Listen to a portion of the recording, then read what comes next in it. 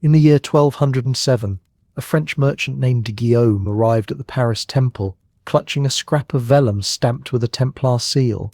With no coin in his purse, he walked out an hour later, holding a letter of credit worth 600 livres, money he had deposited 3 months earlier in Acre, 1,500 miles away. Somewhere between Jerusalem and Paris, the Templars had invented something that would outlast their order by centuries.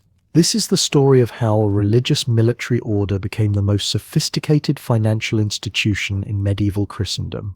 The Knights Templar are remembered for white mantles and red crosses, for fortress sieges and desert battles, but their most revolutionary legacy was not written in blood. It was written in ledgers. From their founding in Jerusalem around 1119, the Templars developed a continent-spanning network of commanderies that offered deposit banking, letters of credit, loans to kings, and estate management. By the time Philip IV of France moved against them in 1307, the Templars had become creditors to half of Europe. Their fall was as much about ledgers as heresy. The machinery behind this empire was not mysterious. It was built from vellum, wax seals, trust, and an institutional discipline that bordered on the obsessive. The Templars solved a problem that had plagued medieval Europe since Charlemagne: how to move wealth safely across kingdoms that shared no common currency, no unified legal system, and no shortage of bandits. A pilgrim carrying gold from Paris to Jerusalem was a moving target. A pilgrim carrying a sealed letter from the Templars was merely another traveller. The difference was a matter of infrastructure. Commanderies in every major city, scribes who kept flawless records, and a reputation for honesty that made their promises negotiable across borders. The Templars did not invent banking, but they made it international, and in doing so they made themselves indispensable, wealthy, and eventually dangerous. The Paris Temple sat on the right bank of the Seine, a fortress complex surrounded by walls thick enough to withstand siege. Inside those walls stood a chapel, barracks, stables, workshops, and a treasury that held not only Templar wealth, but the deposits of French kings, nobles, and merchants. The vaults were guarded day and night by sergeants who had taken monastic vows and trained for combat.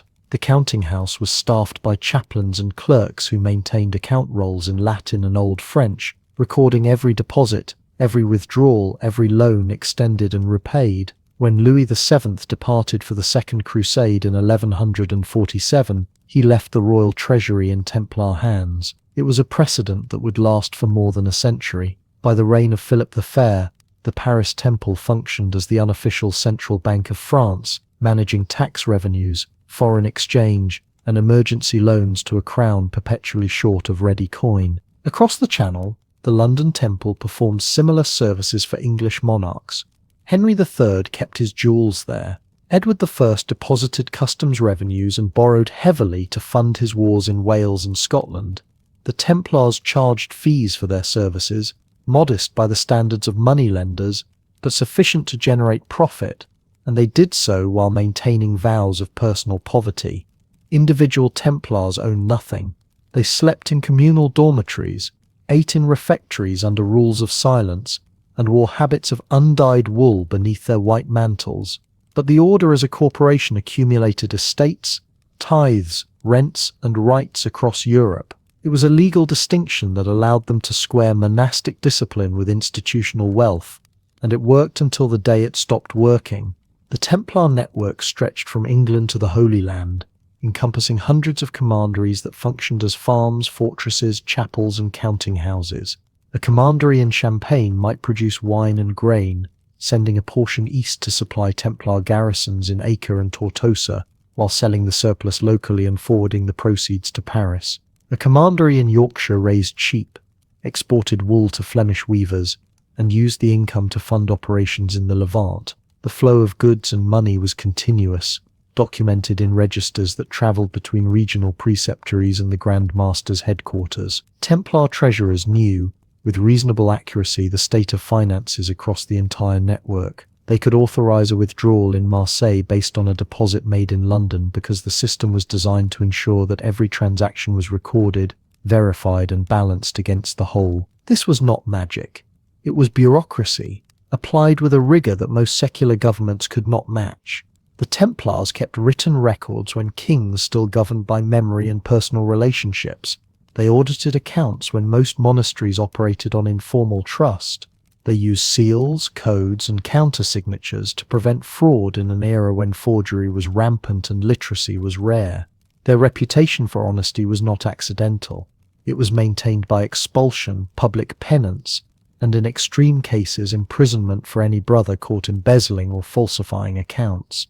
That reputation became the foundation of their financial power, because in a world without central banks or deposit insurance, trust was the only currency that truly crossed borders. The tension at the heart of the Templar enterprise was this: they were monks who handled money, soldiers who kept ledgers, and an autonomous international institution. In an age when kings were consolidating power and resented rivals, their wealth came from donations, land given by nobles seeking spiritual merit, tithes granted by bishops, rights and privileges extended by popes, who saw the Templars as instruments of holy war. For 2 centuries, that justification held. The Templars existed to defend Jerusalem, to protect pilgrims, to fight Islam in the East. But by the late 13th century, Jerusalem was lost. Acre, the last Crusader stronghold, fell in 1291. The Templars withdrew to Cyprus and then to Europe, where they continued managing estates, collecting revenues, and extending loans as though nothing had changed. The question that nobles and kings began asking was simple: if the Holy War is over, why do the Templars still exist? And more urgently, why do they still hold so much wealth? Philip IV of France had borrowed extensively from the Templars to fund wars in Flanders and administer his expanding kingdom. By 1307, he owed sums he could not repay. The Templars were his creditors, his bankers, and his rivals, an order that answered to the Pope, maintained armed garrisons, and operated financial networks beyond royal control. On the morning of Friday the 13th of October, 1307, royal agents arrested every Templar in France. The charges were heresy, idolatry, and obscene rituals, accusations designed to justify what was, in practice, a seizure of assets and the elimination of a rival institution. The trials that followed were brutal, coercive, and transparently political. By 1314, the last Grand Master, Jacques de Molay, had been burned at the stake in Paris. The order was dissolved. Its estates were transferred to the Hospitallers, though much remained in the hands of European monarchs who had orchestrated its destruction. What the Templars left behind was not buried treasure or secret knowledge. It was a proven model for moving and managing money across distances, a system of written records and institutional discipline that survived the pyres and passed into the ledgers of Italian merchant banks. The techniques the Templars refined, letters of credit, deposit accounts, estate management, double entry-like bookkeeping, became standard practices in the commercial revolution of the 14th and 15th centuries. The Medici, the Fuggers, and the great banking houses of Renaissance Europe built on foundations laid by warrior monks who never sought to invent finance but found themselves compelled to master it in order to fund a war that never ended. The story begins in Jerusalem, in the years following the First Crusade, when a handful of knights took vows to protect pilgrims on the road from Jaffa to the Holy City. It was a modest mission, born of necessity and piety, with no hint of the empire that would follow. The road from Jaffa to Jerusalem ran 40 miles through low hills and dry riverbeds, past ruins left by earlier armies and settlements that changed hands with each new invasion. In the years after the First Crusade, when European knights had seized the city in 1099, that road became one of the most dangerous pilgrimage routes in Christendom. Bandits watched from the hillsides. Bedouin raiders knew the places where pilgrims slowed or stopped for water. Muslims displaced by the conquest had reasons for revenge, and the coastal plain between the Mediterranean and the highlands offered few safe havens. Pilgrims traveled in groups when they could, hired guards if they had money, and prayed if they had neither. Many arrived in Jerusalem exhausted, robbed, or wounded. Some did not arrive at all. Pilgrimage to the Holy Land was not new in the 12th century. Christians had been travelling to Jerusalem since the 4th century of the Common Era, when Helena, mother of Constantine, had identified sites associated with the life of Christ and ordered churches built to mark them. By the early medieval period, pilgrimage had become a devotional practice woven into European religious life, undertaken as penance, in fulfillment of vows, or in search of spiritual merit. The journey was long, expensive, and often fatal. Pilgrims from France or England might spend a year traveling overland through the kingdoms of Europe, across the Alps, down the Italian peninsula, and then by ship to the Levantine coast. Others sailed directly from Marseille or Venice, risking storms, pirates, and shipwreck. Once in the Holy Land, they faced heat, disease, unfamiliar food, and a political situation that remained unstable despite the establishment of the Crusader states. The Kingdom of Jerusalem, founded in 1100, controlled the coastal cities and a narrow strip of inland territory. But its borders were contested, its population mixed, and its infrastructure rudimentary. Pilgrims needed places to sleep, food, medical care, guides, and protection. The existing monastic hospices in Jerusalem and Jaffa provided some of this, but the roads themselves remained vulnerable. It was in this context that a small group of knights led by a French nobleman named Hugh de Payens approached King Baldwin II of Jerusalem sometime around 1119. The exact date remains uncertain, but the sources agree on the essentials. Hugh and 8 companions proposed to form a religious brotherhood dedicated to protecting pilgrims on the roads leading to Jerusalem. They would take monastic vows of poverty, chastity, and obedience, but they would also carry weapons and live as soldiers. Baldwin granted them quarters in the royal palace, which stood on the Temple Mount, near the site of the former Jewish temple, destroyed by Rome in 70 of the Common Era. The location gave the new order its name, the Poor Fellow Soldiers of Christ, and of the Temple of Solomon, later shortened to the Knights Templar. The irony of warrior monks taking a vow of poverty while residing in a former palace was not lost on contemporaries, but the arrangement was practical. The Templars needed space, and Baldwin needed reliable forces he could deploy without draining his limited feudal levies. For the first decade, the Templars remained a minor institution. 9 knights could patrol some roads, provide escorts for specific pilgrim groups, and respond to ambushes when they arrived in time, but they could not secure an entire region. Their numbers grew slowly, drawn from younger sons of French and Flemish nobility who sought a way to combine military service with religious devotion. Unlike monks who withdrew to monasteries, the Templars lived in the world, managing violence in the name of spiritual goals. This was not entirely unprecedented. The Hospitallers, formerly the Order of St. John, had been operating a pilgrim hospice in Jerusalem since the mid-11th century and had recently begun to take on military responsibilities as well. But the Templars were founded explicitly as a military order, and that distinction shaped everything that followed. What transformed the Templars from a small brotherhood into an international institution was the intervention of Bernard of Clairvaux, one of the most influential churchmen of the 12th century. Bernard was the abbot of Clairvaux, a Cistercian monastery in France known for its strict observance and Bernard's own formidable intellect. Around 1127, Hugh de Payens travelled to Europe to recruit knights and seek formal recognition from the church. Bernard met him, listened to the proposal, and saw an opportunity. Bernard had spent years promoting the Cistercian reform movement, which emphasized poverty, manual labor, and withdrawal from secular affairs. The Templars seemed to contradict all of that. They fought, they owned property, and they operated in the most politically charged territory in Christendom. But Bernard recognized that the order could serve the goals of the church in ways that traditional monasticism could not. He wrote a treatise in praise of the new knighthood, defending the concept of the warrior monk and arguing that killing in defense of Christendom was not murder, but malicide, the destruction of evil. It was a theological argument tailored to justify violence within a religious framework, and it worked. In 1129, the Council of Troyes convened in France under the authority of Pope Honorius II.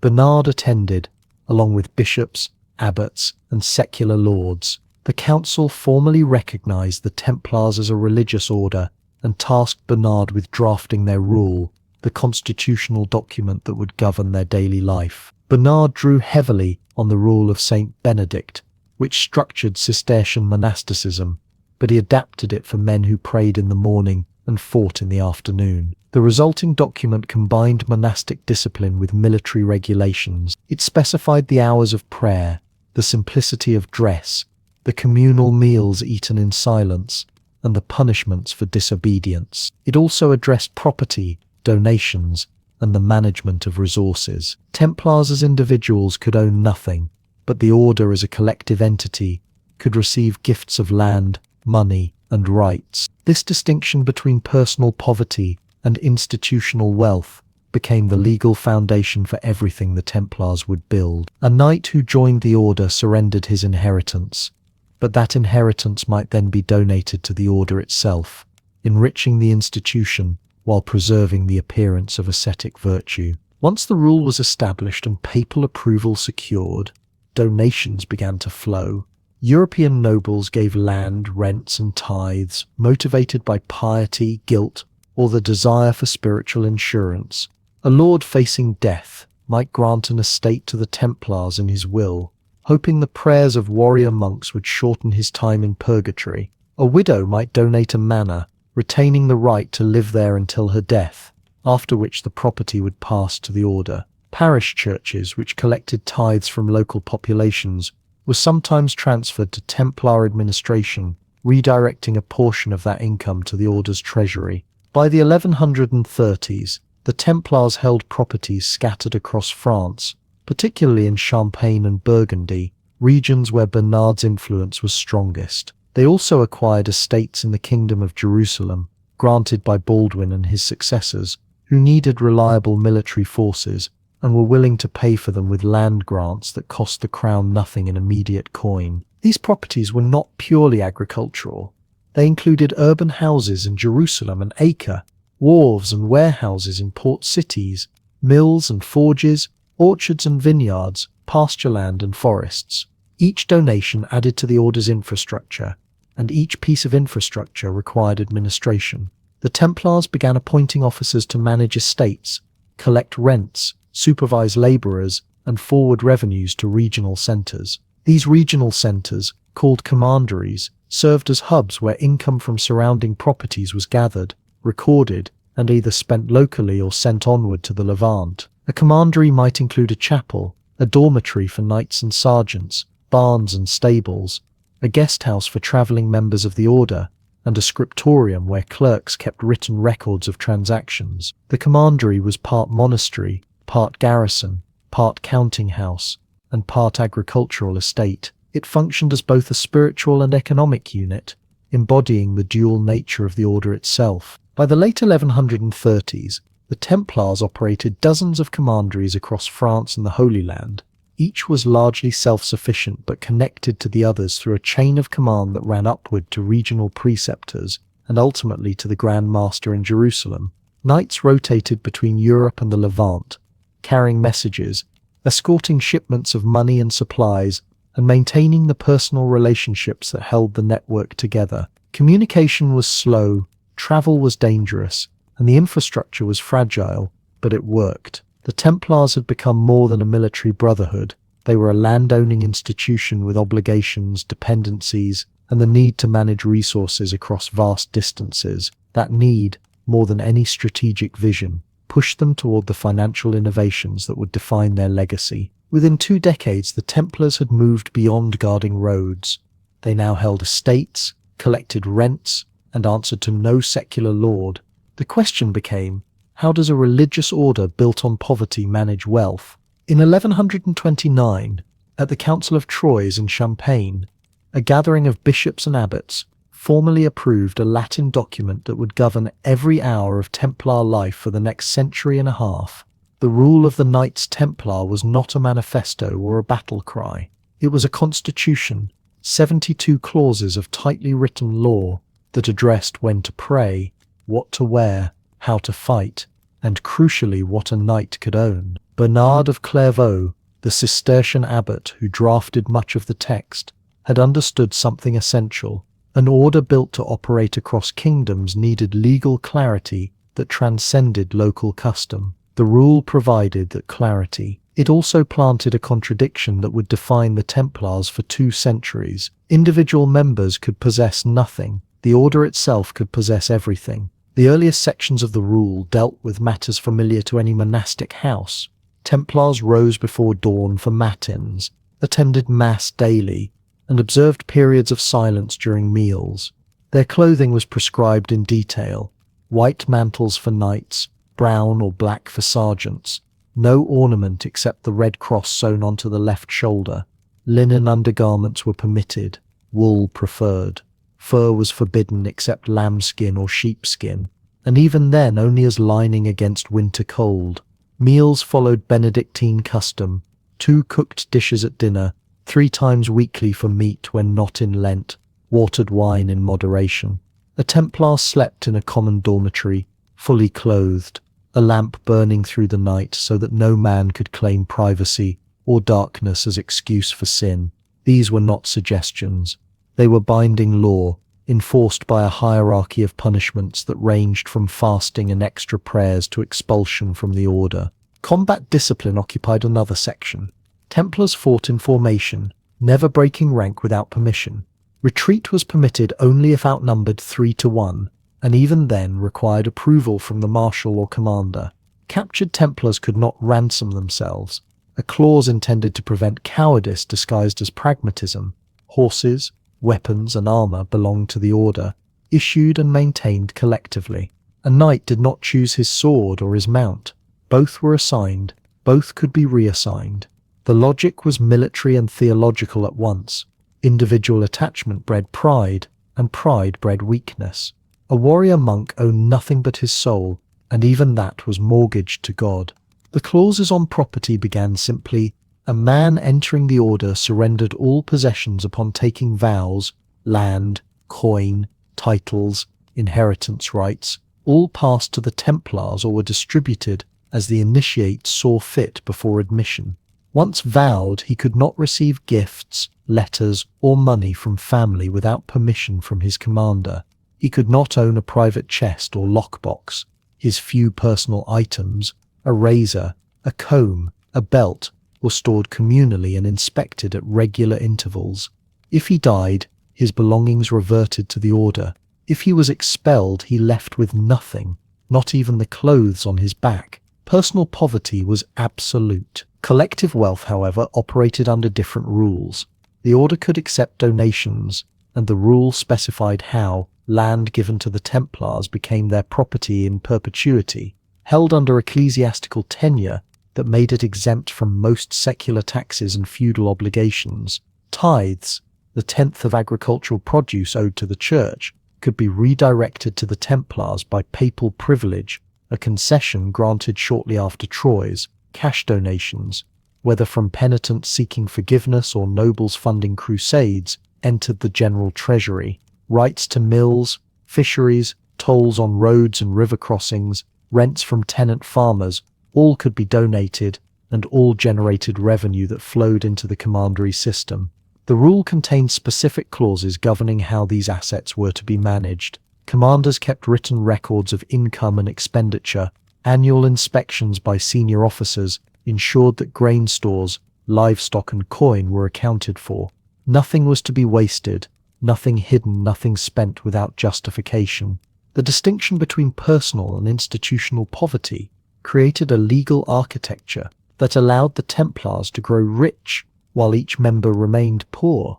A knight could not own a horse, but the order owned thousands. A sergeant could not carry coin, but commanderies held chests of silver and gold. This was not hypocrisy in the medieval understanding. It was corporate identity. The Templars were not individuals. They were a universitas, a legal person that existed independently of its members, capable of holding property, making contracts, and surviving the death of any single brother. That concept, borrowed from Roman law and adapted by canon lawyers, gave the order continuity and power. Kingdoms rose and fell, dynasties ended. The Templars endured because they were not tied to bloodlines or borders. Donations arrived for reasons both pious and pragmatic.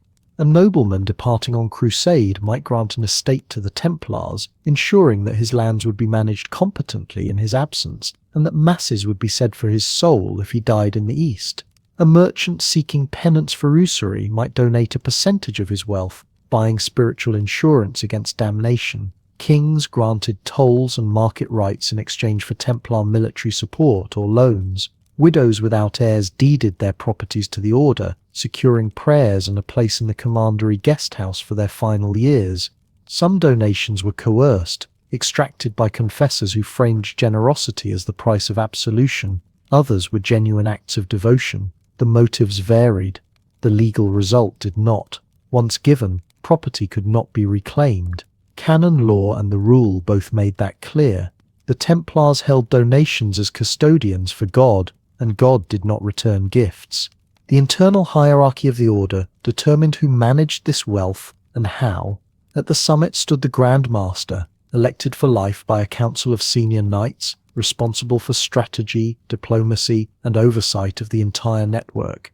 Beneath him, regional commanders called preceptors governed provinces: France, England, Aragon, Provence, and others. Each preceptor managed multiple commanderies, the smallest operational units. Within commanderies, roles were divided by rank. Knights, drawn from the nobility, formed the military and administrative elite. They commanded garrisons, led cavalry charges, and held senior financial posts. Sergeants, often from non-noble families, served as light cavalry, garrison troops, and skilled laborers: blacksmiths, carpenters, grooms. Chaplains, ordained priests who had taken Templar vows, conducted masses, heard confessions, and maintained written records. Lay brothers, not formally vowed, but attached to the order, worked the fields, herded livestock, and staffed workshops. Economic roles followed this hierarchy.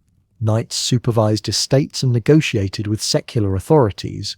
Sergeants managed day-to-day operations: grain storage, livestock breeding, repair of buildings and tools. Chaplains kept the ledgers, their literacy and training in Latin making them natural accountants. Lay brothers provided the labor that turned land into revenue. The system was efficient because it was specialized. No one performed tasks beyond their station, and no one questioned the division. A sergeant did not presume to audit a knight's accounts. A knight did not muck out stables. Each man knew his function within the machine. The importance of written records cannot be overstated. The rule required documentation at every level. Donations were registered in cartularies, large bound volumes listing properties, rights, and donors by name and date.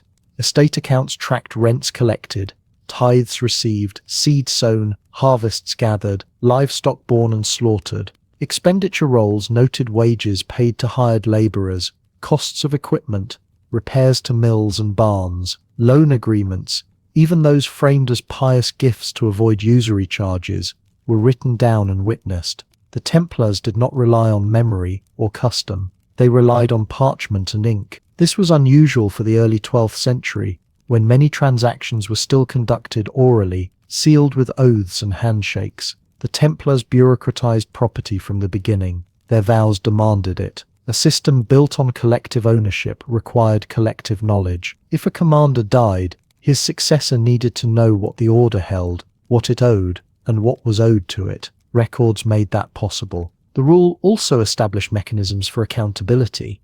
Twice a year, or more frequently if warranted, regional preceptors visited subordinate commanderies to inspect accounts, interview personnel, and investigate complaints.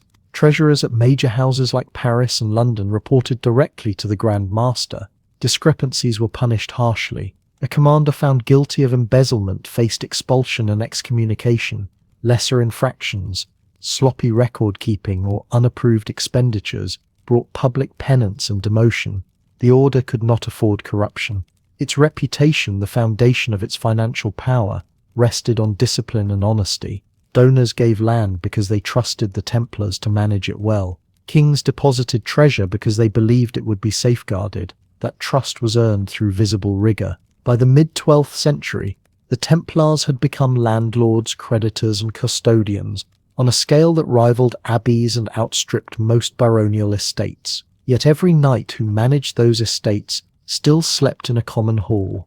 ate from a shared pot, and owned nothing he could call his own. The tension was real, and it did not go unnoticed. Critics within the church, particularly reformers influenced by newer mendicant movements, pointed out the paradox. How could an order sworn to poverty possess vineyards, granaries, and vaults full of silver? The Templars answered with the rule: the institution was rich, the men were not. That distinction held, legally and theologically, for nearly 2 centuries. It held because the rule said it did, and because the machinery built around that principle worked. The rule gave the Templars a legal identity that transcended borders and kingdoms. That identity, combined with papal exemption from local taxes and tithes, made them uniquely positioned to operate across Europe as a unified financial network. A commandery in the mid-1200s was not a fortress, though it often had walls. It was not a monastery, though it held a chapel and men who prayed the hours. It was something rarer in medieval Europe, a multi-purpose institution designed to generate, store, and redistribute wealth across distances that took weeks to traverse on horseback. The Templars built hundreds of these establishments between the 1130s and the early 1400s, scattered from Scotland to the Jordan Valley, each one a node in a network that moved grain, silver, wool, wine, and information from farms to frontiers. Understanding how this system worked requires looking not at battles or grand masters, but at barns and account books, at the rhythm of harvest and the problem of turning crops into crusade funding. The commandery itself was typically a cluster of stone buildings arranged around a courtyard, located on donated land with access to roads, rivers, or markets. At its center stood the chapel, where knight brothers and chaplains observed the liturgical day. Adjacent to the chapel, the barracks housed the military members of the community, usually a small number, perhaps 6 to 12 knights and sergeants depending on the wealth and location of the house. Most commanderies were not staging grounds for combat. They were administrative centers managing agricultural estates, collecting revenues and sending surplus east or to regional treasuries. The granaries and storehouses held harvested grain, barrels of wine, bales of wool, waiting for transport. A scriptorium or counting room, often little more than a chamber with a writing desk and locked chests, served as the financial heart of the operation. Here a clerk, usually a chaplain literate in Latin and familiar with numerals, maintained registers recording rents owed, tithes received, sales completed, and obligations due to the order. The commandery was a machine for converting land into liquid resources, and every part of it served that function. The income streams flowing into a commandery were varied and meticulously documented. Tenant farmers working Templar land paid rents in coin, grain, or labor, depending on local custom and the terms of their tenancy. These rents were collected seasonally after harvest, when peasants had crops to hand over, or could sell surplus at market to meet cash obligations.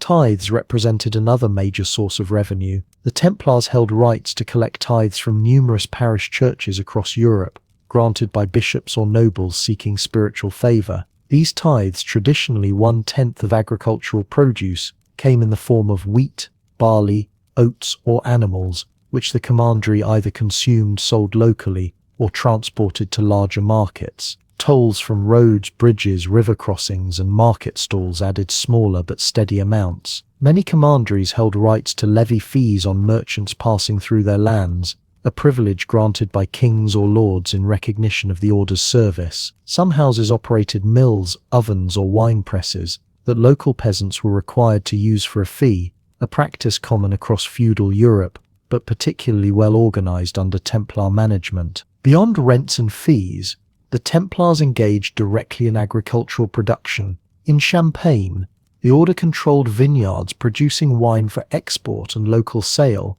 taking advantage of the region's reputation for quality and its position along trade routes connecting France to the Rhineland and Flanders. The wine was stored in large cellars, sometimes aged, then transported in casks to urban markets or shipped to Templar houses elsewhere. In England, particularly in Yorkshire and Lincolnshire, the Templars ran extensive sheep farms. English wool was among the most prized in Europe, sought after by Flemish and Italian cloth merchants. The order grazed flocks numbering in the thousands on upland pastures, sheared them each spring, and sold the wool in bulk to exporters or directly to foreign buyers at annual fairs. This was not small-scale subsistence farming. It was commercial agriculture organized for profit, with careful attention to breeding, pasture rotation, and market timing. In Provence and Aragon, Templar estates cultivated olive groves and maintained vineyards suited to the Mediterranean climate. Olive oil served both domestic consumption and sale, while wine from southern estates supplied commanderies in less fertile regions or was sold to merchants trading across the sea. The movement of goods and money through this network followed well-established routes, but required constant coordination.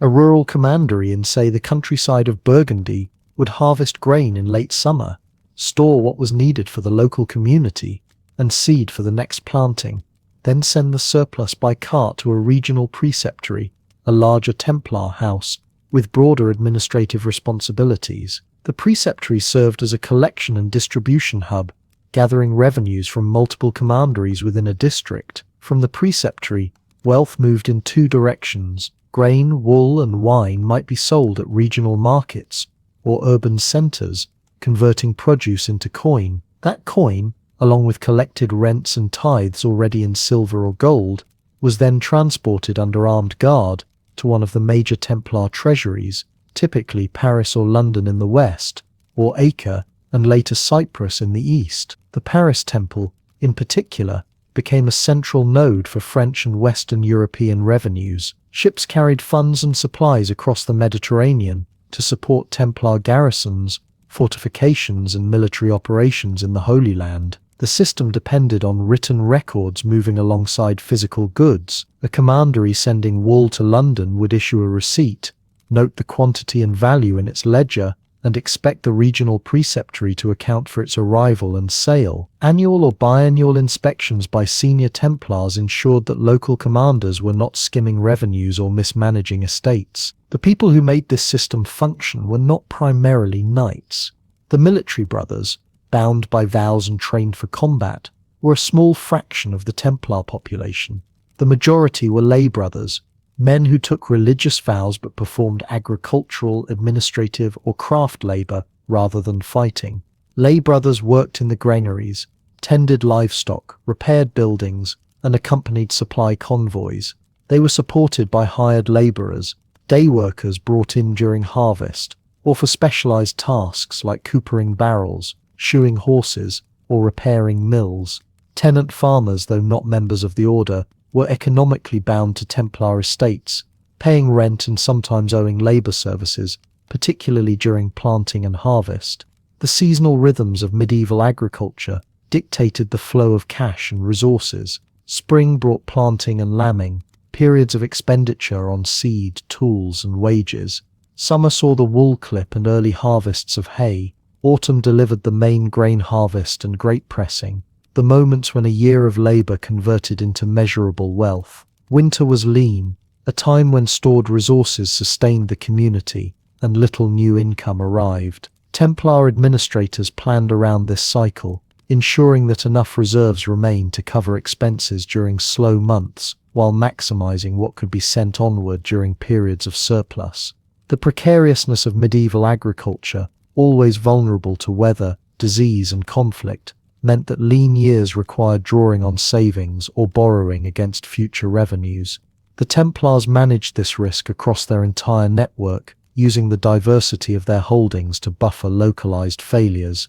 By the late 1200s, the Templars controlled an economic infrastructure that rivaled the holdings of many bishops and secular lords. They were landlords managing thousands of tenant farmers, employers of wage laborers, exporters of bulk commodities, and operators of mills, markets, and transport networks. Their commanderies dotted the map of Christendom, each one generating revenue, each one linked by roads, rivers, and sea lanes to the centers of Templar power. This was not wealth accumulated for its own sake, at least not in theory. It was meant to support an ongoing military and religious mission in the East. But wealth has its own gravity, and by the mid-1200s, the question was no longer whether the Templars could sustain their operations, but whether they had become something other than what they claimed to be. By the mid-12th century, the Templars had become landlords on a continental scale, but land produced grain and wool, not ready coin. To move wealth across kingdoms and fund crusading operations, they needed something more fluid. By the middle of the 12th century, the Templars had built an infrastructure that stretched from Provence to Yorkshire, from Castile to the Levant. Grain and wool moved through their estates, rents accumulated in their counting houses, and the machinery of continental landlordism hummed along with monastic efficiency. But agricultural wealth was slow wealth, bound to seasons and soil. A crusader departing for Jerusalem in spring could not carry a year's harvest in his saddlebag. A merchant traveling to Acre could not herd sheep across the Alps. The problem was not generating value but transporting it, and medieval Europe had no clean solution. Coin was heavy, dangerous to carry, and fragmented into dozens of competing standards. The Templars did not solve this problem immediately, but over several decades they developed something unprecedented, a system for moving money across vast distances without moving the metal itself. The difficulties of carrying coin in the 12th and 13th centuries were not merely inconvenient, they were structural. A pilgrim planning a journey from Paris to Jerusalem needed funds for months of travel, lodging, food, tolls, bribes, and passage fees. The sum might amount to 50 or 60 livres, perhaps more, if the traveller intended to remain in the Holy Land for an extended stay. 60 livres in silver deniers weighed roughly 12 pounds, a burden in itself, but the real danger was visibility. Coin clinked, it bulged in purses, and it announced wealth to anyone within earshot.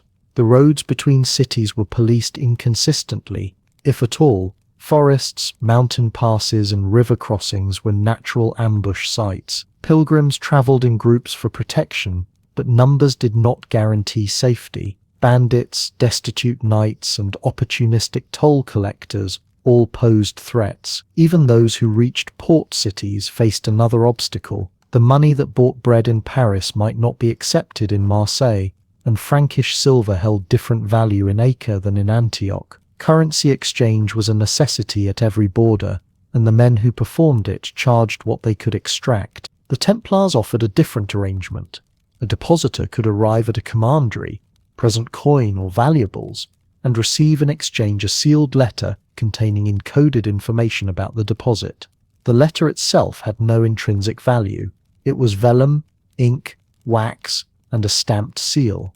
Its worth lay entirely in the network that honored it. The traveller carried this document far lighter and less conspicuous than a purse of silver, and presented it weeks or months later at a Templar house in another city or country. There, after verifying the seal and checking the internal codes, a treasurer would pay out the equivalent sum in local currency, minus a modest fee. The system depended on three things: a geographically dispersed network of commanderies, a shared method of authentication, and a reputation for honouring commitments across distances where enforcement was impossible. The mechanics were simpler than they might appear. When a depositor handed over coin, a clerk recorded the transaction in a register, noting the amount, the date, the depositor's name, and often a specific phrase or countersign agreed upon at the time. The letter of credit issued to the depositor bore a wax seal, stamped with the distinctive Templar emblem, and contained written details of the deposit. In some cases, the letter included coded references, secondary phrases, or marks that only another Templar house could interpret. These codes were not elaborate ciphers, but practical safeguards. A word out of place, an incorrect date, or a missing countersign would alert the receiving treasurer to fraud. Communication between commanderies was slow. A message sent from Paris to Acre might take 2 months or more, depending on weather, roads, and shipping routes. The system worked because standardized procedures and trusted personnel replaced the need for constant correspondence. Each commandery maintained copies of authorizing seals, knew the typical structure of legitimate documents, and could cross-reference details with periodic reports sent by messengers or returning members. The fees charged by the Templars for this service were lower than those demanded by independent moneylenders or currency changers, but they were not negligible. A typical transaction might incur a charge of 2 to 4% of the deposited sum, sometimes more if the distance was great or the currency conversion complicated. This was modest compared to the rates charged by Italian merchant bankers who might take 10% or more, and far less risky than carrying coin through hostile territory. The Templars justified the fee as compensation for administrative costs, the risk of theft or loss within their own system, and the service of maintaining a secure infrastructure. In practice, the fees were also profit. Aggregated across hundreds of transactions each year, they generated significant income, which the order reinvested in its operations, both military and financial. The system also created a form of leverage. Deposits did not sit idle in strong boxes. While a portion was held in reserve to meet withdrawals, the remainder could be lent out, invested in estates, or used to fund the order's activities in the East. The Templars thus functioned as both custodians and intermediaries, holding wealth on behalf of others while deploying it for their own purposes. Pilgrims were the earliest and most visible users of Templar banking. Chronicles and account rolls from the 12th century record numerous instances of men and women depositing funds before embarking on the journey to Jerusalem. A French knight preparing to join the Second Crusade in 1147 might liquidate part of his estate, convert the proceeds to coin, and deposit the sum at the Paris Temple. He would carry the letter of credit through Italy, across the Mediterranean, and into the Crusader states, presenting it at Acre or Jerusalem to obtain the funds needed for armor, provisions, or ransom if captured. The arrangement spared him the fear of ambush and the burden of constant vigilance. If the letter was stolen, it was worthless to anyone lacking the countersign or unable to impersonate the depositor convincingly. If the pilgrim died en route, the funds remained with the order, a grim but practical outcome that sometimes resulted in bequests or donations. Merchants also adopted the system, particularly those involved in long-distance trade. A wool exporter in England sending goods to Flanders might deposit payment received in Bruges at the local Templar preceptory and withdraw it weeks later in London, avoiding the risk of carrying silver across the Channel. Cloth merchants travelling between the fairs of Champagne and the ports of Genoa used Templar letters to settle accounts without the expense and danger of transporting bullion over the Alps. The Templars did not hold a monopoly on such services. Italian banking families, Jewish moneylenders, and independent brokers all offered similar arrangements, often with more flexibility or faster processing. But the Templars had advantages that commercial operators could not match. Their houses were fortified, their members were bound by vows that theoretically discouraged embezzlement, and their international structure operated under a unified rule and hierarchy. A merchant dealing with a Templar commandery in Paris knew that the house in Acre followed the same procedures, maintained the same standards, and answered to the same superiors. That consistency, rare in a fragmented political landscape, was worth paying for. The reputation of the Templars as trustworthy custodians rested not on sentiment, but on decades of reliable performance. There are few surviving records of Templar fraud or default during the 12th and early 13th centuries. Disputes certainly occurred. Depositors sometimes claimed that withdrawals were delayed, that exchange rates were unfair, or that fees were excessive. Account rolls from the Paris Temple include notations of complaints and occasional refunds, but large-scale breach of trust, the kind that would destroy confidence in the system, appears absent from the historical record. This was not accidental. The Templars enforced internal discipline rigorously. Treasurers who mishandled funds faced punishment ranging from penance to expulsion. Audits, conducted by senior members visiting commanderies, checked registers against physical coin and ensured that transactions matched records. The system was not infallible, but it was more accountable than most alternatives. By the late 12th century, the clientele had expanded beyond pilgrims and merchants. Nobles travelling on diplomatic missions, widows managing estates from a distance, and clergy transferring tithes to Rome began using Templar services. The flexibility of the system allowed for variations. A deposit did not always require immediate withdrawal. Funds could remain on account indefinitely, accruing neither interest, which would have violated usury laws, nor penalties. The Templars sometimes issued what amounted to demand deposits, where a client could make multiple withdrawals over time against an initial sum. In other cases, deposits were earmarked for specific purposes, A noble woman might place funds with the Templars to pay for her son's expenses while he served in the Holy Land, authorizing periodic disbursements. The administrative burden was considerable, requiring meticulous record-keeping and coordination, but it demonstrated the sophistication of Templar financial operations. The system was not without risks.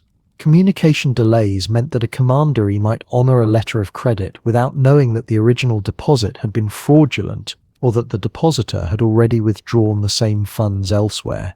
Forgery was a persistent concern, though the combination of seals, codes, and personal recognition made it difficult. More subtle was the problem of currency fluctuation. A deposit made in livres tournois in Paris and withdrawn in bezants in Acre involved conversion rates that shifted with market conditions, political instability, and the availability of precious metal. The Templars set their own rates, which gave them discretion to absorb or pass along changes, but it also opened them to accusations of manipulation. Some chroniclers criticized the order for profiting from exchange, a charge that carried moral weight in an age when economic gain was often viewed with suspicion. Despite these tensions, Templar banking flourished because it solved real problems in a world where moving wealth was perilous and inefficient. The letters of credit they issued were not currency in the modern sense. They could not circulate freely or be endorsed to third parties. They were instruments of specific transfer, tied to named individuals and defined transactions. But they represented a conceptual leap, the idea that value could be abstracted from physical coin recorded in writing and reconstituted elsewhere through mutual trust and institutional continuity. That idea, refined and expanded over the following century, became foundational to European commercial development. Pilgrims were not the only clients. Kings, nobles, and eventually entire governments began depositing their wealth with the Templars, trusting them as custodians in an era when royal treasuries were vulnerable to theft, rebellion, and fire.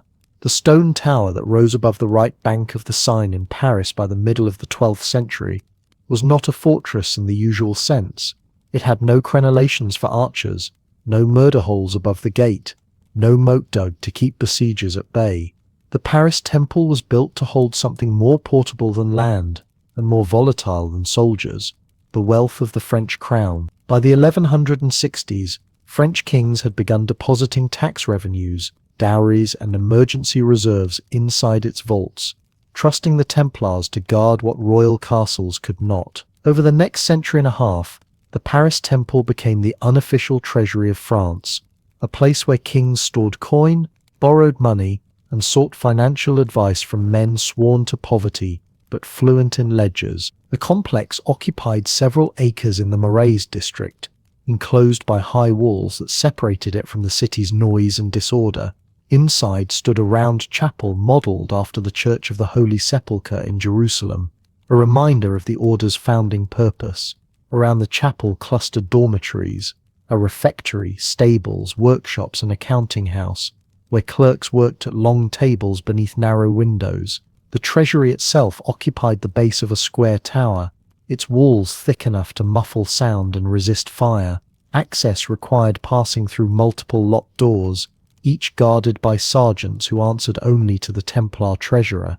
The vaults below ground were lined with iron-bound chests, each marked with the seal of its depositor: nobles, bishops, merchants, and the king himself. The air smelled of stone and tallow, and the silence was broken only by the scratch of quills and the clink of coin being counted into wooden trays. The staff who maintained these operations were a mix of Templar knights, sergeants, and chaplains, supported by lay clerks hired for their skill in arithmetic and Latin. The treasurer of the Paris Temple held a position of enormous responsibility, overseeing not only the order's own funds but the deposits and loans entrusted by secular clients. He was required to be literate, numerate, and discreet, qualities that made him indispensable to kings who lacked comparable financial administrators. The treasurer kept duplicate registers, one for internal accounts and another for royal deposits, each entry noting the date, the amount, the depositor, and the purpose. These ledgers were audited regularly by senior officers of the order,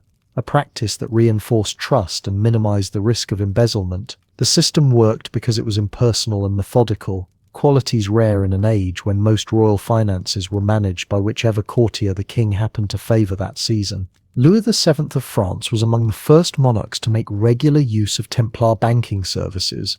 He returned from the Second Crusade in 1149 deeply in debt and impressed by the administrative efficiency he had observed among the military orders in the East. He began depositing revenues from royal domains with the Paris Temple, finding it safer than storing coin in his own castles, which were vulnerable to theft by servants, nobles, or rival claimants to the throne.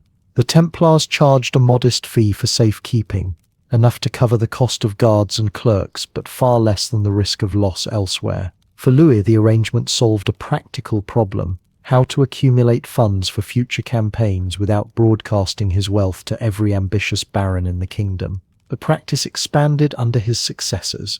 Philip II, known as Philip Augustus, used the Paris Temple to manage the extraordinary revenues he collected during his reign, including war taxes levied to fund campaigns against England and the Albigensian Crusade.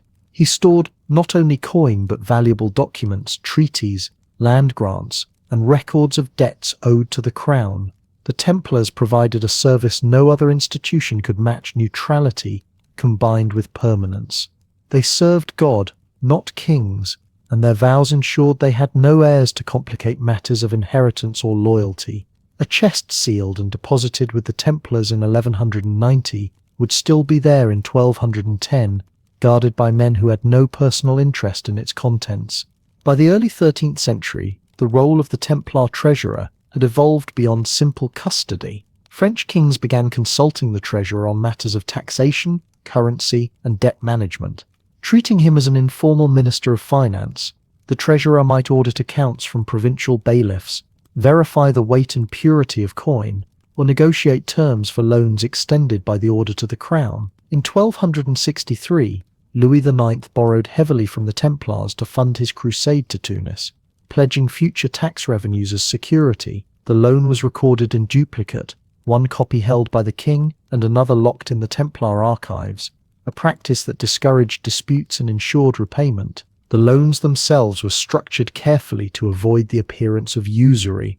Rather than charging explicit interest, the Templars collected fees for administrative services or negotiated favorable terms on unrelated transactions. A king borrowing 10,000 livres might agree to grant the order exemption from a particular toll or confirm its possession of disputed lands. Alternatively, repayment might be scheduled in installments over several years, with the understanding that delays would require additional grants of favor. The arrangement satisfied canon law while generating profit for the order, a balance that required both legal subtlety and royal cooperation. Kings accepted these terms because the alternative was borrowing from Italian or Jewish moneylenders, whose rates were higher and whose methods were less forgiving. The political influence this conferred was considerable but unspoken.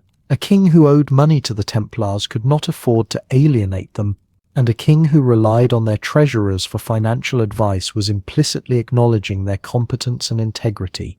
The Templars never leveraged this power openly, understanding that their value lay in discretion rather than coercion. They did not demand seats on royal councils or titles for their officers. They simply made themselves indispensable, one transaction at a time, until the machinery of royal finance could not function without them. By the late 13th century, the Paris Temple held the equivalent of a modern central bank's role, managing liquidity, extending credit, and maintaining the records that made complex governance possible.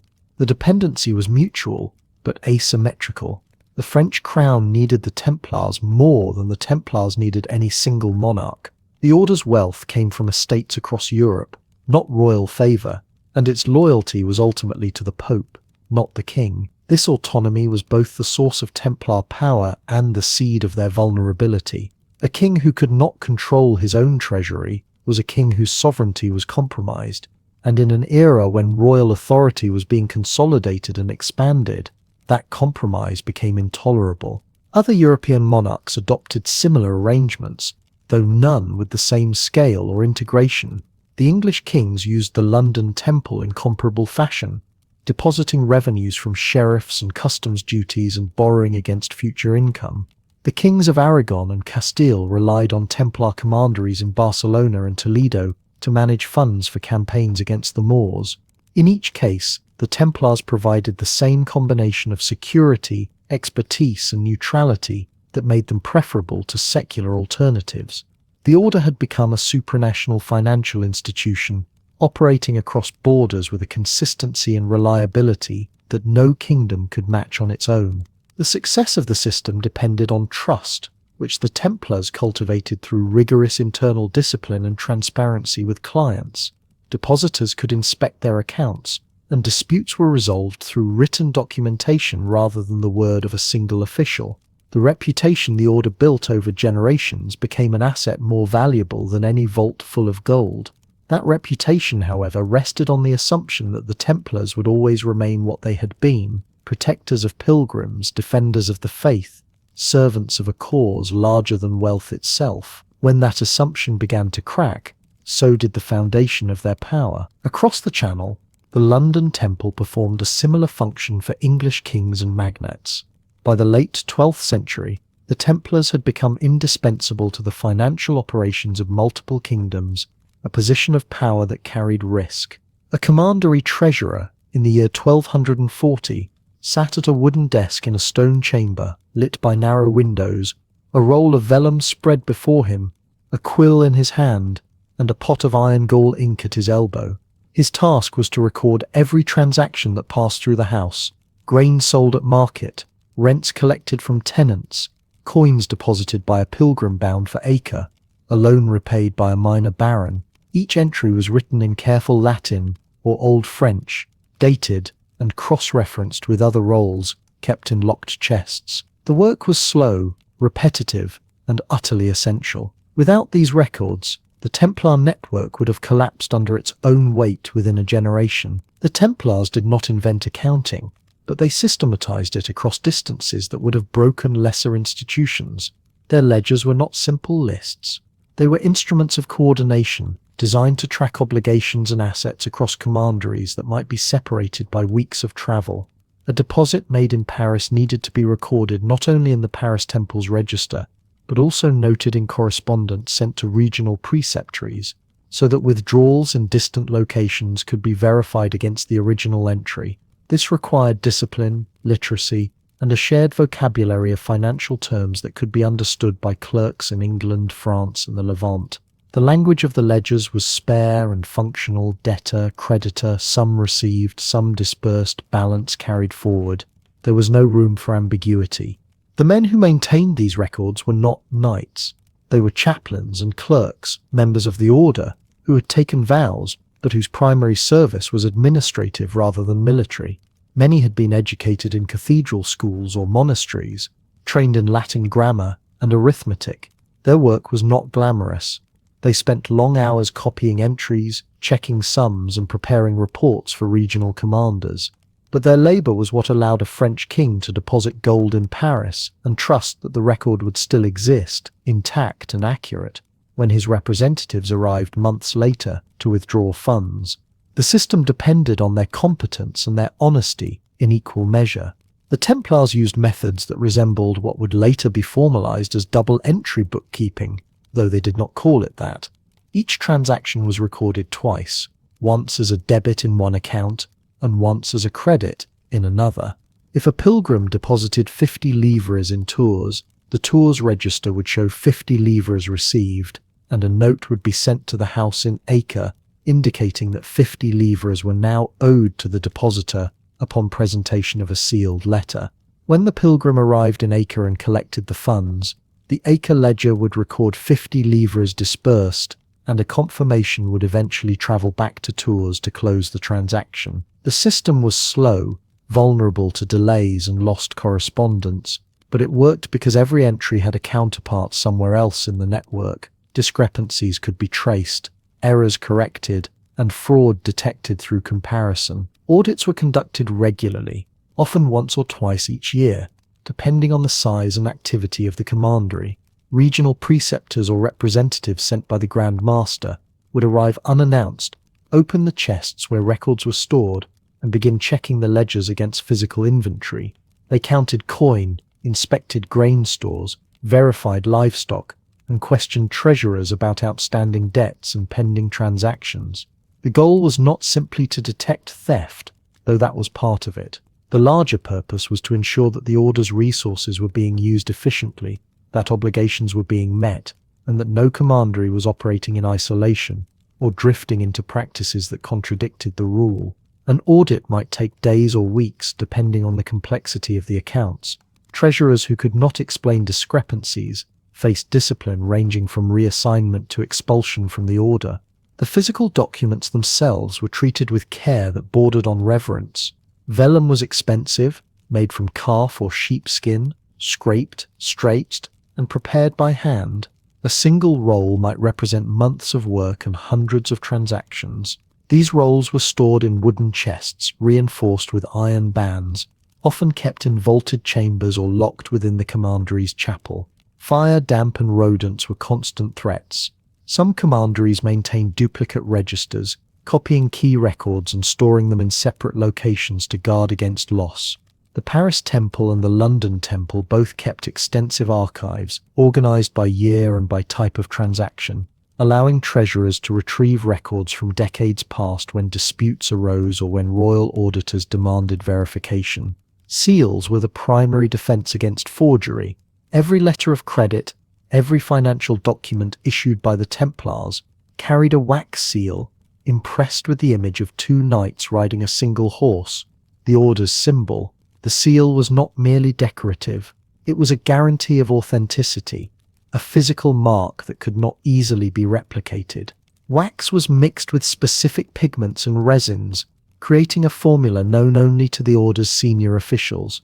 The metal matrices used to impress the seals were kept under guard, and their use was restricted to authorized personnel. A broken or tampered seal invalidated a document immediately.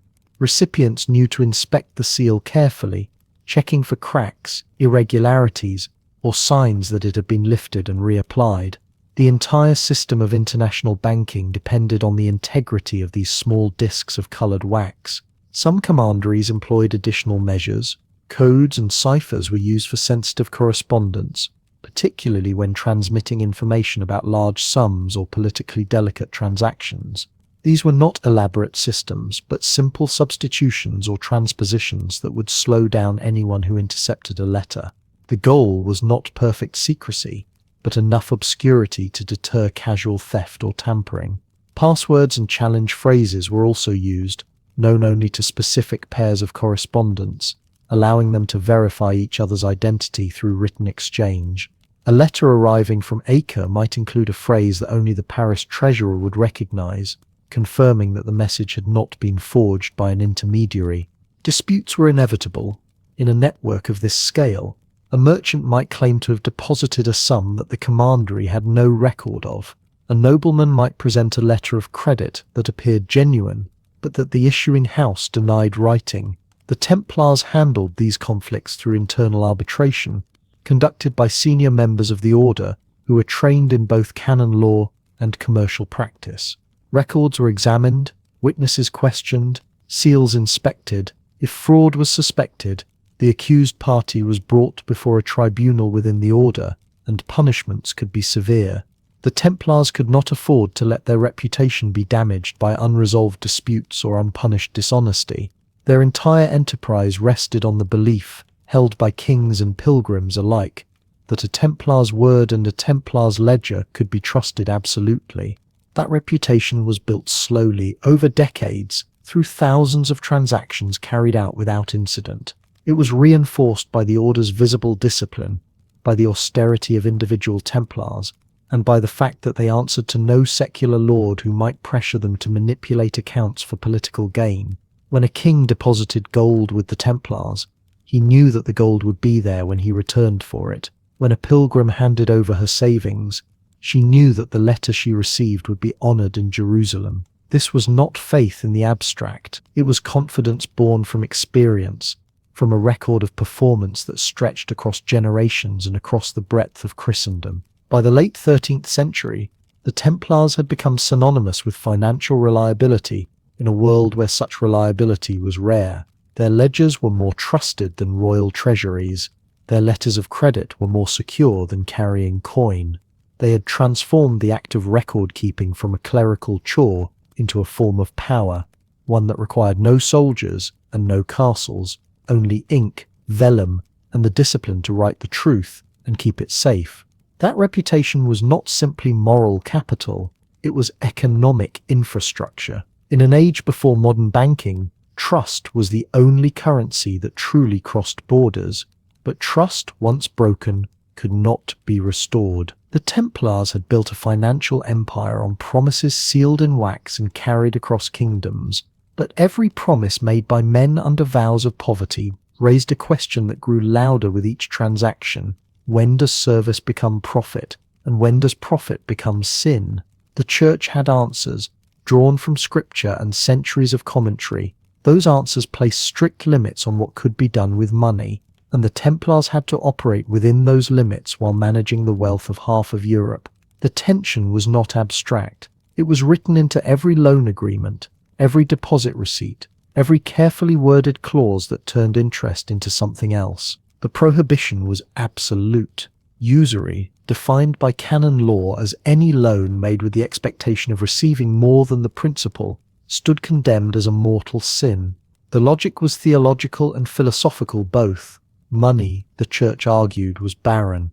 It could not reproduce itself. A cow could bear a calf, land could yield crops, but a coin was sterile. To demand more coins in return for lending coins was to claim fruit from something fruitless, to charge for time itself, which belonged to God alone.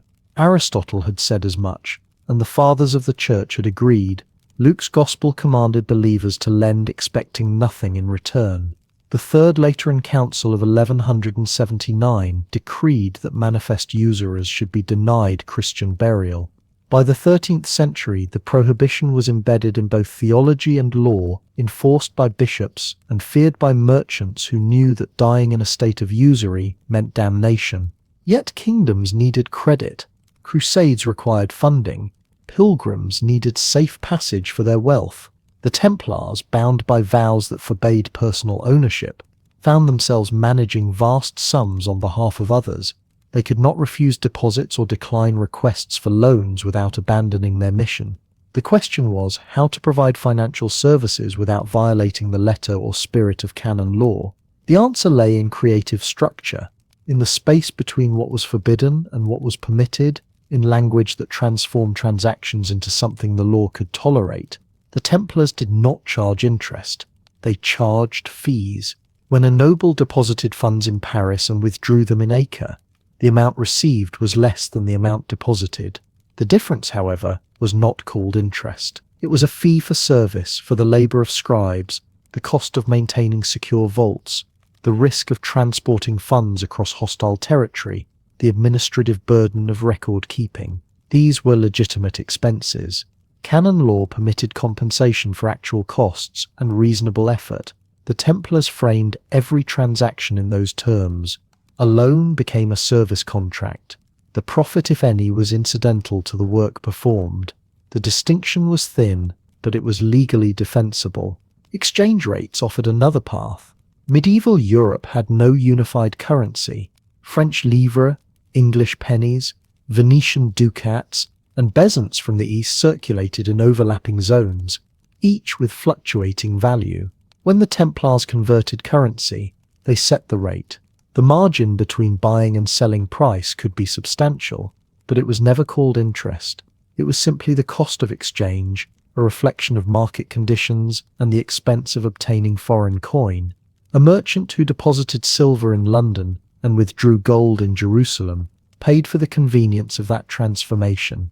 The Templars determined what convenience was worth. Critics noted that the rate seemed generous to the order, but no law fixed exchange values, and the Templars argued they were providing a service no one else could match at any price. Land leases provided a third method, particularly useful for nobles who needed immediate funds, but could not be seen borrowing at interest. A nobleman facing debts might lease an estate to the Templars for a term of years, in exchange for a lump sum payment. The lease granted the order all revenues from the land during that period, rents, tithes, crop yields, grazing rights. At the end of the term, the land reverted to the original owner. The arrangement resembled a loan secured by land. with the revenues functioning as interest, but legally it was a lease. The Templars paid for temporary use of property. The noblemen received cash and retained ownership. Canon law had no objection to leasing. The fact that the total revenue often exceeded the initial payment by a comfortable margin was officially irrelevant. Pious gifts blurred the line further. A king receiving a loan from the Templars might, entirely of his own volition, make a donation to the order in gratitude for their service. The donation was voluntary, a gesture of piety unconnected to the loan itself. If the amount happened to reflect a percentage of the borrowed sum, that was coincidence. If such gifts became customary, that was simply the product of royal generosity and recognition of the Templars' holy mission. The fiction was transparent, but it was a fiction both parties needed.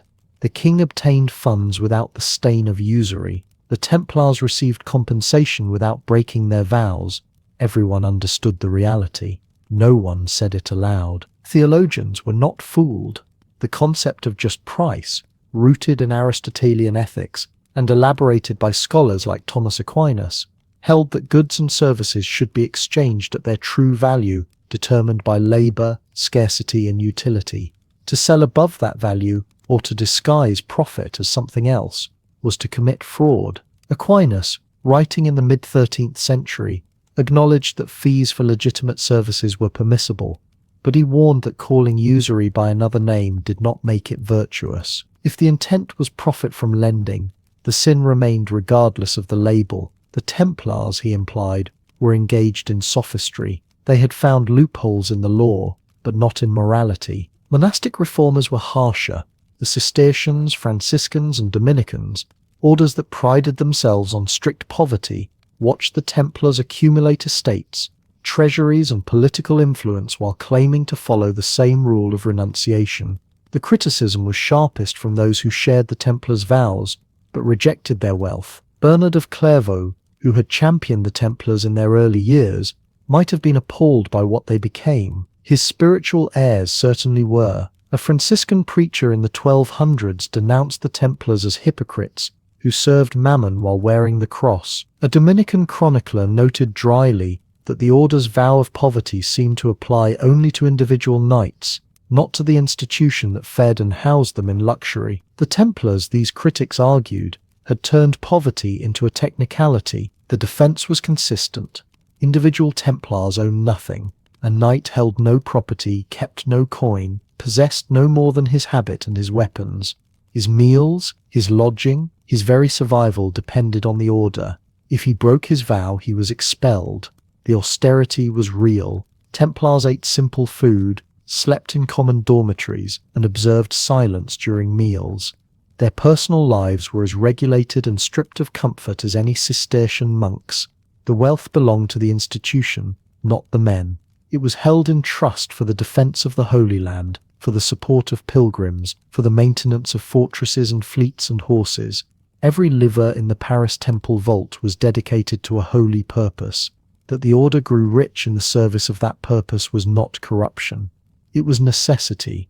The distinction satisfied canon lawyers more than it satisfied critics. Institutional morality and personal morality, they pointed out, could not be so cleanly separated. An order was not an abstract entity. It was composed of men, led by men, sustained by the choices men made. If those men structured financial transactions to maximize profit while claiming to renounce it, the sin was collective even if no individual Templar pocketed a coin. The Templars had found a way to be rich and poor simultaneously, to serve God and Mammon under the same roof, to claim spiritual purity while operating as bankers. The tension was sustainable only so long as the mission remained credible, so long as the wealth could be justified by the crusade it funded. By the late 13th century, that justification was crumbling. Acre fell in 1291, the last crusader stronghold in the Holy Land. The Templars retreated to Cyprus, then scattered across Europe, their military purpose gone. The commanderies remained. The estates continued producing revenue. The treasuries kept growing, but the war they were meant to support had been lost. Kings still borrowed, pilgrims still deposited funds, but the spiritual cover was gone. The Templars were no longer warrior monks serving a desperate cause in the East. They were landlords and creditors, collecting rents and charging fees, wealthy beyond measure, and no longer able to claim that every coin served the cross. The Templars walked a theological tightrope, maintaining that their financial activities served the Holy War in the East. By the late 13th century, however, Jerusalem had been lost, and the justification for their wealth grew harder to sustain. By the closing decades of the 13th century, the relationship between kings and creditors had become a precarious thing. European monarchs ruled vast territories in theory, but their actual control depended on cash, coin to pay soldiers, coin to silence rivals, coin to feed administrators who turned royal will into enforceable law. The Templars had solved this problem for generations, extending loans when harvests failed and wars demanded immediate funding. But debt, when it grows large enough, stops being a financial arrangement and becomes a political vulnerability. Philip IV of France discovered this truth slowly, and then all at once. Philip inherited the French throne in 1285 at the age of 17. He was called Philip the Fair, though the nickname referred to his appearance rather than his disposition. Tall, pale, handsome in a cold and distant way, he projected an image of kingship that medieval courtiers found both impressive and unsettling. He spoke little, delegated much, and possessed an absolute conviction in the sanctity of royal power. His grandfather, Louis IX, had been canonized as a saint. Philip intended to rule as something closer to a god. The problem was that gods do not require loans, and Philip did. The kingdom he inherited was enormous and expensive. France, in the late 13th century, stretched from Flanders in the north to the Pyrenees in the south, encompassing regions with different laws, languages, and loyalties. Holding this assemblage together required a growing corps of royal officials, bailiffs, seneschals, clerks, judges, tax collectors. These men needed salaries, the apparatus of centralized governance cost money every month, and medieval revenues arrived in seasonal bursts tied to harvests and feast day obligations. The Templars had long served as a buffer, smoothing out the gaps between income and expenditure by holding royal deposits and extending short-term credit against future taxes. Philip's financial troubles began in earnest with Flanders. The wealthy cloth towns of Bruges, Ghent, and Ypres had grown rich on wool and weaving, and their merchants chafed under French overlordship. When rebellion broke out in 1302, Philip sent an army north to restore order. The result was a humiliation. At the Battle of the Golden Spurs near Kortrijk, Flemish militia armed with pikes slaughtered French knights in the mud. The flower of French chivalry died in a single afternoon, and Philip was forced to raise new armies, borrow more money, and wage a grinding campaign that drained the royal treasury for years. War costs could not be met by ordinary taxation alone. Philip resorted to measures that medieval kings used when desperate and modern governments would recognize as familiar. He debased the currency. Royal mints began issuing coins with less silver content than their face value suggested, allowing Philip to pay debts with metal that was worth less than what he owed.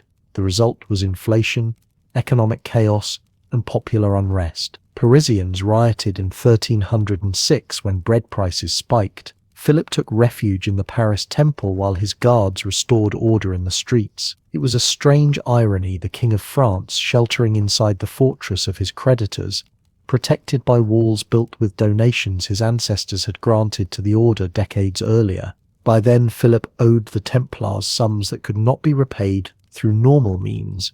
The exact amounts remain uncertain, as many records were destroyed or lost, but chroniclers and later account rolls suggest obligations running into hundreds of thousands of livres. Worse still, Philip's borrowing was not simply a matter of emergency loans. The Templars held royal deposits, managed tax revenues, and oversaw portions of the French financial system that Philip could not easily reclaim without their cooperation. The king had become dependent on an institution he did not control. This dependence posed a threat that went beyond accounting. The Templars were not merely bankers. They were a military order with fortified commanderies across France, knights trained for combat, and a command structure that answered to a Grand Master in Cyprus, not to the king in Paris. They held papal exemptions that placed them outside the jurisdiction of local bishops and secular courts. They were internationally connected, with resources in England, Spain, Italy, and the remnants of Outremer. For a monarch intent on consolidating royal authority, the Templars represented an anomaly, a wealthy, armed, autonomous body within his kingdom that he could not tax, could not command, and could not afford to alienate. Philip was not the first king to eye Templar wealth with resentment. Precedents existed for temporary seizures during emergencies. English kings had occasionally requisitioned Templar funds during wars, with vague promises of repayment. In 1270, Edward I of England had borrowed heavily from the London Temple to finance his crusade, and the ambiguity around whether such loans were donations, debts, or seizures had never been fully clarified. The legal status of Templar immunity was strong in theory, but murky in practice. Popes had granted the order sweeping privileges, but popes were far away, and the enforcement of canon law depended on local cooperation. The 13th century had seen a broader shift in the balance of power between kings and autonomous institutions. Across Europe, monarchs were building bureaucracies, codifying laws, and asserting rights over justice, taxation, and military service that had once been fragmented among nobles, bishops, and monastic orders. The Peace of Paris in 1259 had strengthened the French crown's control over formerly contested territories.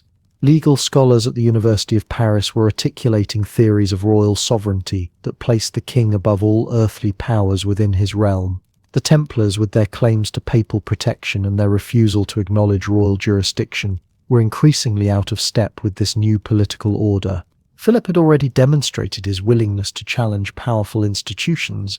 In 1301, he had clashed with Pope Boniface VIII over the taxation of clergy, rejecting the Pope's assertion that kings had no authority over church revenues. When Boniface threatened excommunication, Philip convened an assembly of French estates and accused the Pope of heresy. The confrontation ended with Boniface's death and the election of a French Pope, Clement V, who moved the papacy to Avignon, within easy reach of Philip's influence. The lesson was clear: even the Pope could be bent to royal will if pressure was applied skillfully. The Templars were next. By the early 1300s, their original mission had become obsolete. Acre, the last Crusader stronghold in the Holy Land, had fallen in 1291. The Templars had retreated to Cyprus, but there was no realistic prospect of reconquest. In France, they were landlords and bankers, not crusaders. Their wealth seemed increasingly unjustifiable, their exemptions a relic of an earlier age. Criticism of the order had been growing for decades. Some of it came from rival orders like the Hospitallers, who resented Templar prominence. Some came from secular clergy, who objected to Templar exemptions from tithes and episcopal oversight. Some came from nobles who had donated land to the order, and now watched their descendants excluded from inheritances. Philip's advisors, particularly his Chancellor Guillaume de Nogaret, began gathering allegations. Rumors circulated the Templars were said to conduct secret initiation rites to deny Christ, to worship idols. These accusations had been whispered for years, surfacing occasionally in local disputes, but they had never been pursued systematically. Philip ordered investigations, collected testimony from disgruntled former members, and prepared a case that combined genuine suspicion with calculated legal strategy. The goal was not merely to criticize the Templars, but to construct grounds for their suppression and the seizure of their assets. The Templars, for their part, seemed to have misread the danger. Grand Master Jacques de Molay had returned from Cyprus to France in 1306, hoping to discuss plans for a new crusade and to defend the order against mounting criticism. He met with Pope Clement and appeared confident that the accusations could be refuted. The Templars had weathered scandals before. Their reputation for financial probity and their usefulness to kings had always outweighed complaints. But times had changed. The political calculation was different. Philip no longer needed the Templars as bankers. He needed their wealth as plunder. By 1307, Philip had decided that the Templars were not merely inconvenient creditors, they were a rival power that needed to be eliminated. What followed was not a trial, but a financial and political coup disguised as heresy prosecution. On the morning of the 13th of October, 1307, royal bailiffs across France opened sealed letters they had been carrying for weeks without reading. The orders were uniform and precise: arrest every member of the Knights Templar within their jurisdiction, secure all properties, confiscate all records, and deliver prisoners to royal custody. The operation began at dawn. By midday, hundreds of Templars were in chains. The timing was not accidental. Philip IV had chosen Friday, a day already weighted with Christian symbolism, and he had chosen secrecy as the primary weapon. No warning reached the commanderies. No escape was possible. The Knights Templar, creditors to kings and custodians of royal treasuries, were now prisoners of the state they had once financed. The planning behind the arrests revealed the sophistication of royal administration in the early 14th century. Philip's chancery had prepared duplicate copies of arrest warrants and property inventories weeks in advance, sealed them with the royal seal, and distributed them through trusted couriers to bailiffs across the kingdom. Each bailiff received instructions to open the letters only on a specified date and execute the orders immediately upon reading. The system relied on bureaucratic discipline and the assumption that loyalty to the crown outweighed any sympathy for the Templars. It worked. The arrests proceeded with minimal resistance. Most Templars were taken while sleeping or at morning prayers. A few commanders protested their immunity from royal jurisdiction, citing papal protection and their status as a religious order answerable only to Rome. The protests were noted and ignored. Royal sergeants broke into chapter houses, commanderies and preceptories. They seized keys to vaults, inventoried livestock and grain stores, confiscated charters and account rolls, and posted guards to prevent interference. Within days, the entire French network of Templar properties was under royal control. The charges read aloud to the arrested men were designed to destroy the order's legal immunity and moral authority simultaneously. Templars were accused of heresy, specifically of denying Christ during secret initiation rituals, spitting on the cross, and worshipping an idol called Baphomet.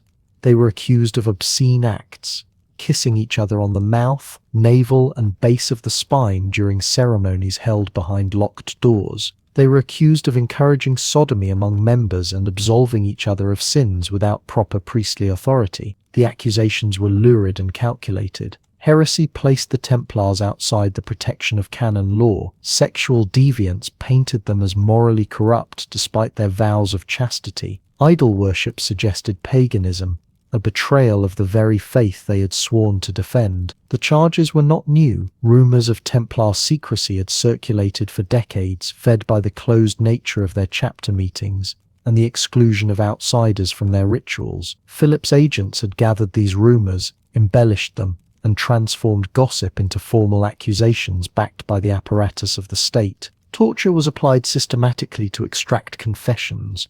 French royal law permitted torture in cases of heresy, and Philip's inquisitors used it liberally.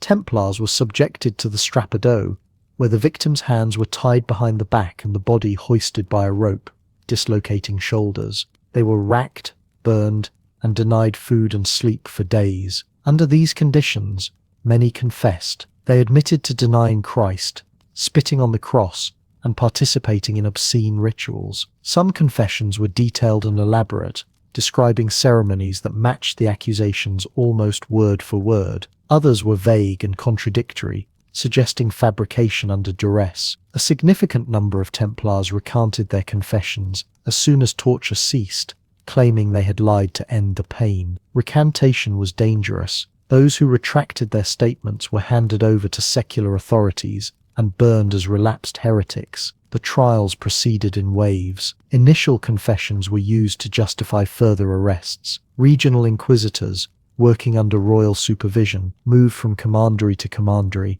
interrogating members and compiling transcripts. The process was thorough, brutal, and choreographed to produce the desired outcome. Outside France, the trials followed a different pattern.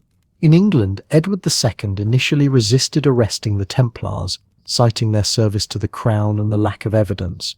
Papal pressure eventually forced his hand, but English legal tradition did not permit judicial torture.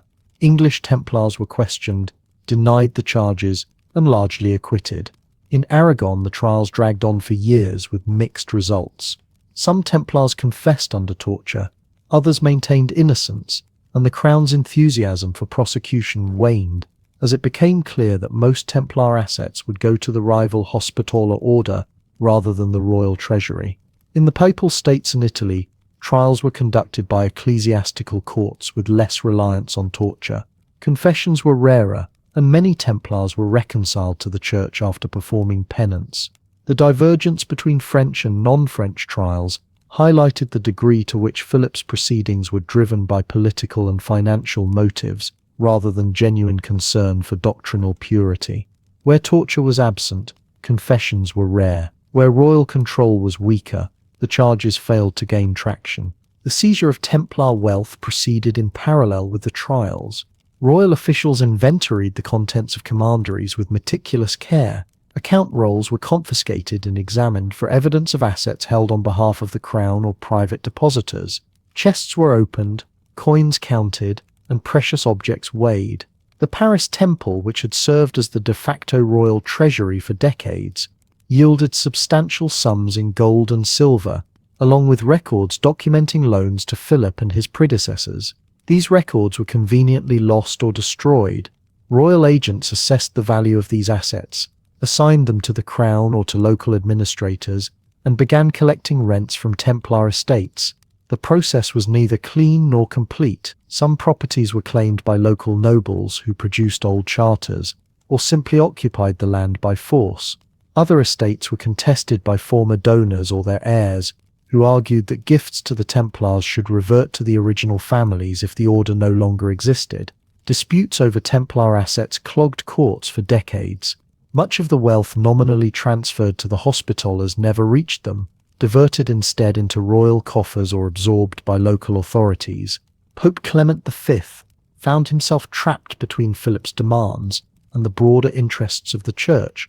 Clement was French, elected with Philip's support, and residing in Avignon rather than Rome, making him vulnerable to royal pressure. He initially resisted dissolving the order, calling for a general council to investigate the charges and hear the Templars' defense. Philip responded by escalating the trials, burning dozens of Templars as relapsed heretics, and threatening to convene his own council if the Pope delayed. Clement convened the Council of Vienne in 1312. The assembled bishops were divided. Many believed the charges were exaggerated or fabricated. Others argued that the scandal, whether true or false, had so damaged the Templars' reputation that the order could no longer function effectively. Clement chose a middle path. He dissolved the order by papal decree rather than by conciliar vote, a legal maneuver that allowed him to avoid declaring the Templars guilty of heresy while still satisfying Philip's demand for their elimination. The decree, issued in the bull Vox in Excelso, suppressed the order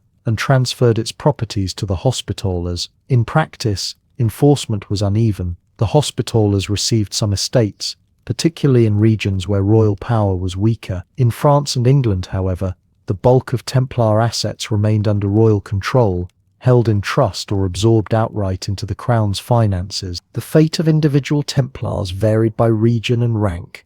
In France, those who confessed and performed penance were allowed to retire to monasteries on small pensions. Those who maintained innocence or recanted confessions were burned. Jacques de Molay, the last Grand Master, spent 7 years in prison before being brought to a scaffold in Paris. He had confessed under torture, then recanted, then confessed again. On the 18th of March, 1314, he was led before a crowd on the Aile de la Cité. Given a final opportunity to confess, he instead proclaimed the order's innocence and denounced the trials as a fraud. He was burned that evening. The execution was witnessed by thousands and became the symbolic end of the Templars. Other high-ranking officials met similar fates.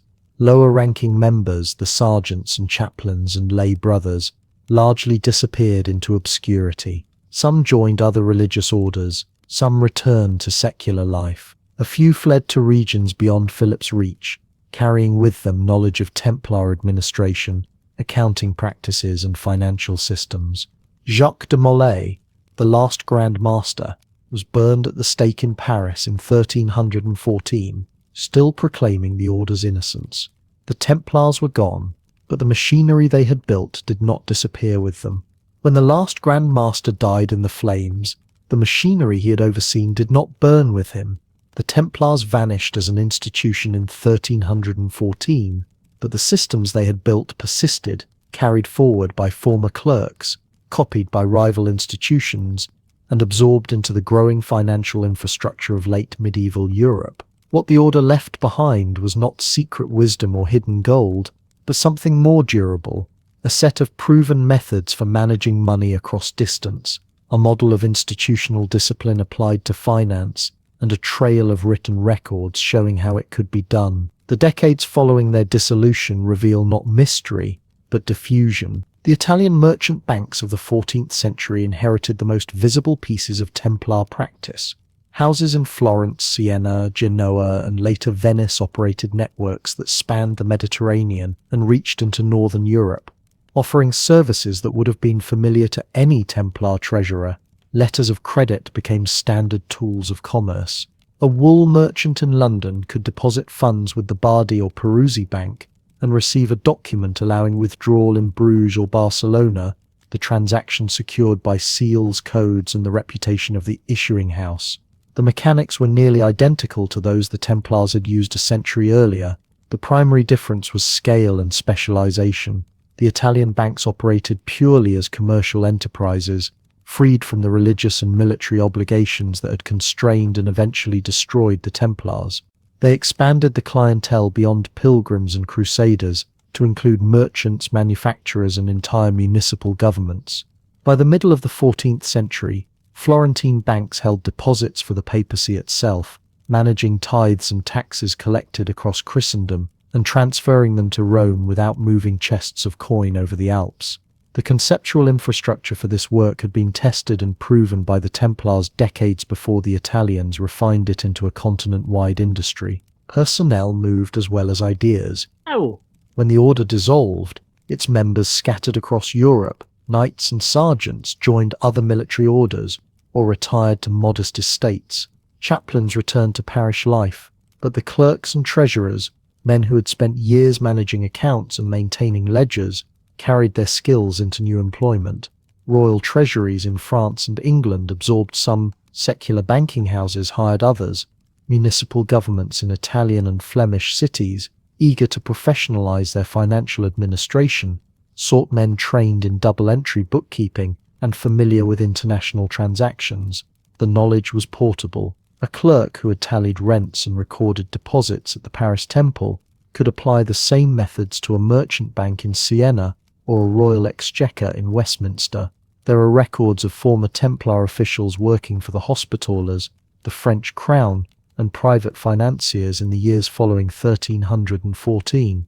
They did not advertise their origins, but their handwriting and accounting techniques sometimes reveal their training. The bureaucratic discipline the Templars had cultivated became part of the general European commercial culture, no longer tied to a single institution, but embedded in the practices of many. The Hospitallers inherited the legal remnants of Templar wealth, at least in theory.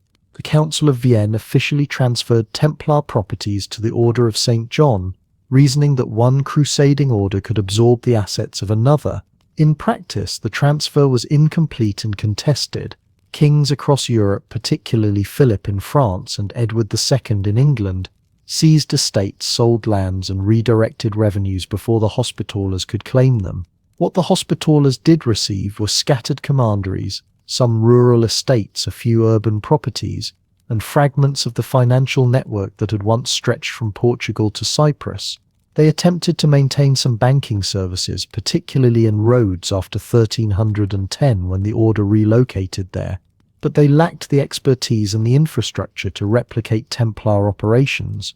The Hospitallers were primarily a military order focused on defending Mediterranean outposts and combating piracy. Finance was a necessity, not their core competency.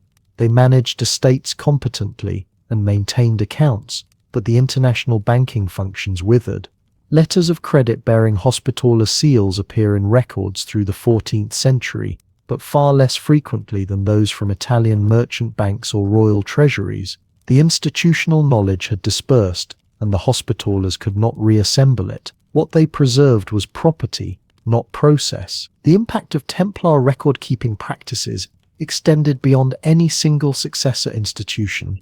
The survival of Templar account rolls, registers, and administrative documents from the 13th century provided a model for financial literacy and bureaucratic organization that influenced secular governments and commercial enterprises alike. The Paris Temple accounts, partially preserved despite deliberate destruction during the trials, show detailed tracking of deposits, withdrawals, loans, interest payments disguised as service fees, and cross-referenced entries that allowed auditors to reconstruct transactions over months or years. Royal administrators studying these records after 1307 recognized their utility. The French monarchy adopted similar double-column accounting methods in the 1400s, as did the English exchequer and the municipal governments of Flemish and Italian cities. The habit of writing everything down, of maintaining redundant copies, of requiring signatures and seals at every stage of a transaction became standard practice not because it was novel,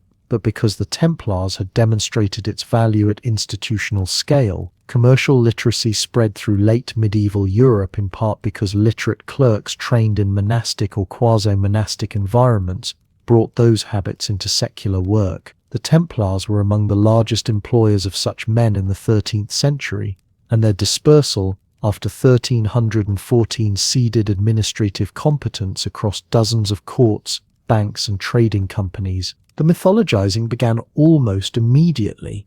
By the 1500s, stories circulated about Templar treasure hidden in vaults beneath Paris or smuggled to Scotland before the arrests. Alchemical texts falsely attributed to Templar masters appeared in manuscript collections.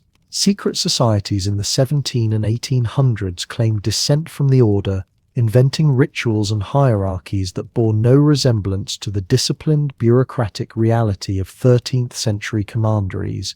The myths obscured the actual legacy, which was neither mystical nor hidden.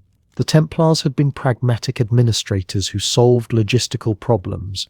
Moving money safely across kingdoms prone to war and banditry required trust, and trust required systems, written contracts, secure storage, reliable communication, and a reputation built over decades of consistent behavior.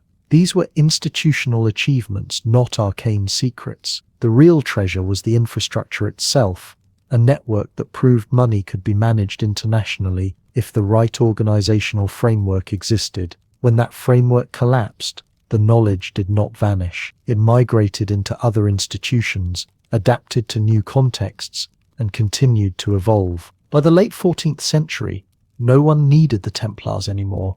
Italian banks handled international transfers more efficiently. Royal treasuries had professionalized, merchant guilds developed their own credit instruments and insurance schemes. The techniques the Templars had pioneered were now common tools, stripped of religious association and military purpose, applied to the growing complexity of European commerce. The order left behind no secret doctrine, no hidden caches of gold waiting to be discovered. What they left was proof that financial systems could function across borders if built on discipline, documentation, and institutional trust. Those lessons did not die with Jacques de Molay. They were written into ledgers, copied by clerks, adopted by competitors, and absorbed into the expanding machinery of late medieval and early modern finance. The Templars did not invent banking, but they made it international. Their legacy is not buried treasure or occult knowledge. It is the idea that trust, written records, and institutional discipline could make money move across borders. That idea survived the pyres of 1314 and became the foundation of the world we now inhabit.